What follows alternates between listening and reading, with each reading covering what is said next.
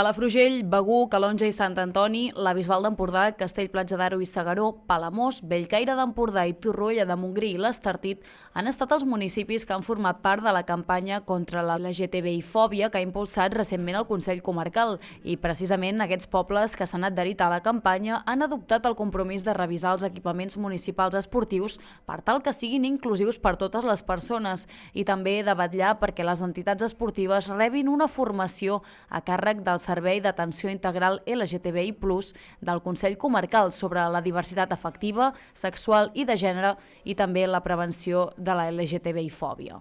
Palafrugell és un dels municipis que ja hi està treballant. De moment ha fet aquest curs al Club Handbol Garbí i ja han canviat els pictogrames dels lavabos de la piscina municipal. Altres accions que tenen previstes són incorporar el gènere no binari als formularis i deixar de separar algun dels lavabos per gèneres. I des de Palafrugell, en aquest sentit, sí que ens agradaria dir que no s'acaba aquí.